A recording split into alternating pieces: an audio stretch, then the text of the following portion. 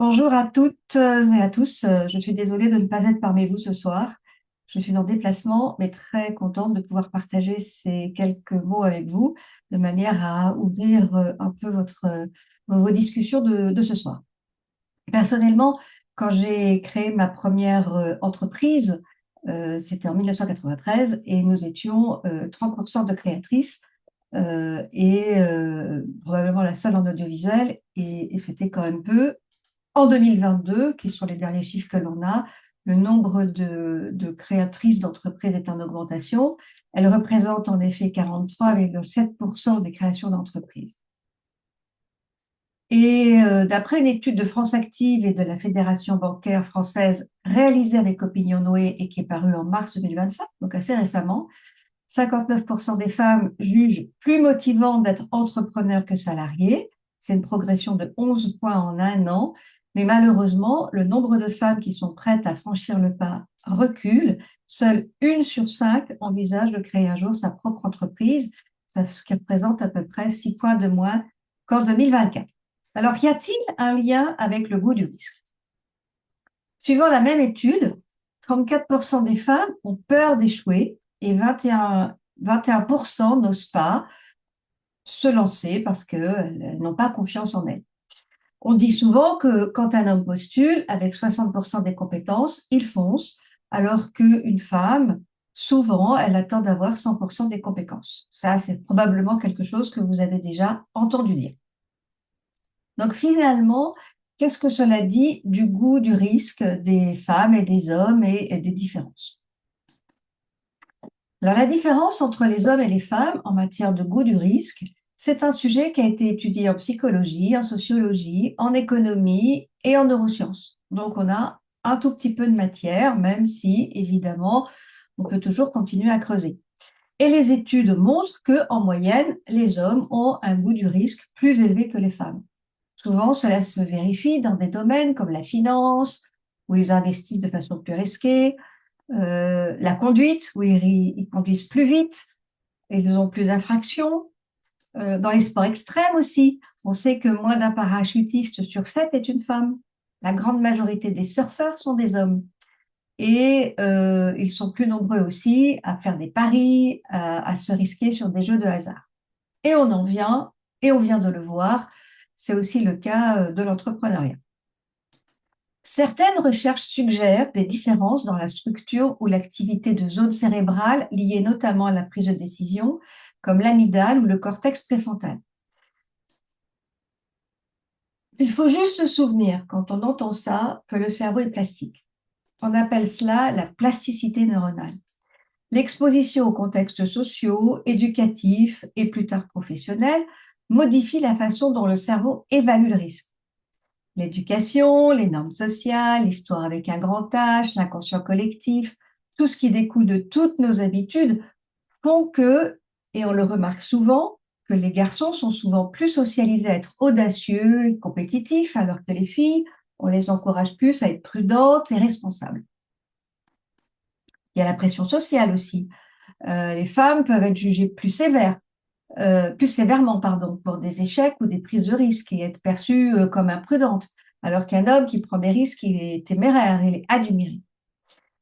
Et puis, il y a ce phénomène que l'on connaît maintenant depuis peu qui s'appelle l'épigénétique. Alors, les individus, et par voie de conséquence leurs gènes, sont soumis à de très nombreux facteurs environnementaux. Alimentation, maladie, médicaments toxiques, stress, lieu hygiène de vie, etc., etc. Tout cela étant extrêmement influencé par la culture, les croyances, le mode de vie. Et ça peut modifier autant leurs cellules que leur ADN. Alors, la bonne nouvelle, c'est que contrairement aux mutations qui affectent la séquence d'ADN, les modifications épigénétiques sont, elles, fort heureusement réversibles. Mais ce que l'on tire de tout ça comme conclusion, c'est que la neuroplasticité permet de recabler son cerveau. Et l'épigénétique, ça permet de comprendre comment l'environnement, les pensées, les comportements, les expériences de vos aïeux, et des fois jusqu'à 3 générations, ont eu un impact sur l'expression de vos gènes et, à leur tour, vont affecter votre esprit et votre corps. Donc, en fait, ce qu'on en conclut, c'est que les différences observées ne seraient pas liées au sexe, ou pas que. Imaginez une sortie de groupe en montagne. Alors, on a une vingtaine d'étudiants, des garçons, des filles. Ils participent à un week-end d'aventure avec au programme des randonnées, de l'escalade et en option, un saut en parapente. Le matin du saut, l'instructeur demande qui tente l'expérience. La majorité des garçons lèvent la main sans hésiter, très enthousiastes à l'idée de voler dans le vide. Les filles, elles, posent des questions. Elles demandent plus de détails. À quelle heure? Est-ce que c'est sécurisé? Comment c'est sécurisé? Est-ce qu'il y a du vent? Est-ce qu'il y a des risques?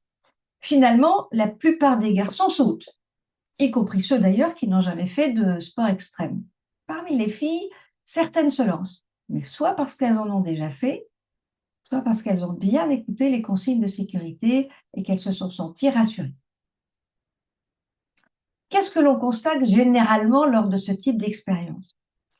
D'abord, quand les femmes sont aussi informées ou expérimentées que les hommes dans un domaine, les écarts sur la question de la prise de risque diminuent.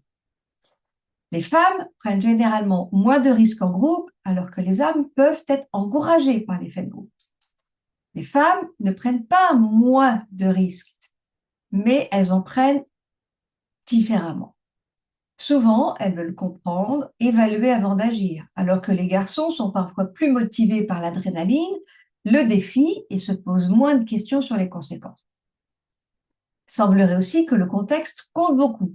Ainsi, si les hommes prennent plus souvent des risques physiques ou financiers, les femmes sont plus enclines à prendre des risques sociaux ou moraux, ou comme par exemple défendre une cause impopulaire. Je vais vous raconter une petite histoire. C'est l'histoire des Radium Girls. Alors, ça se passe dans les années 20 aux États-Unis. Ce sont des jeunes ouvrières qui travaillent dans des usines où elles peignent des cadrans de montres avec une peinture fluorescente au radium, une substance radioactive, mais à l'époque, on croyait que c'était sans danger. Et on leur disait d'ailleurs pas de souci. On a même cru à un moment donné que c'était bon pour la santé. Pas de problème. Les femmes qu'on a appelées plus tard les Radium Girls appliquaient cette peinture avec un pinceau qu'elles léchaient pour l'affiner, sans savoir qu'elles s'exposaient à un poison tout à fait mortel. D'ailleurs, beaucoup sont tombés gravement malades et évidemment sont décédés. Pendant ce temps-là, les scientifiques, qui étaient plutôt des hommes d'ailleurs, manipulaient le radium dans les laboratoires en portant des gants, parce qu'ils prenaient, eux, des précautions, même s'ils n'étaient pas sûrs du tout du danger, puisque d'après eux, il n'y en avait pas et qu'il n'y avait pas de réglementation claire. Dans le doute, ils préféraient ne pas prendre de risque. Qu'est-ce que ça montre? 1. Les ouvrières qui n'étaient pas informées, elles avaient confiance en l'autorité. 2. Les hommes, dans des milieux scientifiques, eux, avaient plus d'informations, mais aussi une attitude plus prudente quand leur santé était en jeu. Mais ce qui est intéressant, c'est le renversement de la situation. Parce que ce sont les femmes qui, malgré les risques, ont osé porter plainte. Elles ont lancé un combat judiciaire historique contre l'entreprise à une époque où les femmes n'avaient pas énormément de place dans l'espace public. Elles ont pris un risque énorme. Elles ont affronté la justice, les médias, l'humiliation, les moqueries pour que la vérité sorte. Ainsi, les femmes peuvent paraître plus prudentes dans certaines situations, osez-moi, mais quand les enjeux sont éthiques, pas ethniques, mais éthiques ou moraux, elles peuvent prendre des risques énormes, même au profit de leur réputation. Et le risque, c'est pas toujours sauter en parachute. Mais, si les différences observées ne sont pas liées au sexe, attention aux stéréotypes. Rappelons que les différences entre deux hommes ou deux femmes peuvent être plus importantes que les différences entre sexes. La prise de conscience, la prise de recul pour les uns comme pour les autres, l'accompagnement, et notamment l'accompagnement des femmes, qui leur permettent de travailler sur les injonctions dont elles ont été abreuvées historiquement et dans leur éducation, sont précieux pour faire évoluer les comportements face à la prise de risque. Tout est donc entre nos mains, ou plutôt de notre volonté et évidemment de notre capacité à changer. Ainsi, on peut toutes et tous apprendre à mieux gérer les risques. Osons le changement. Pour conclure, j'aime bien cette petite phrase. La prudence n'est pas une faiblesse et l'audace n'est pas réservée à un genre. Je vous remercie beaucoup de votre attention et j'espère que vous pourrez participer à votre débat le plus dynamiquement possible.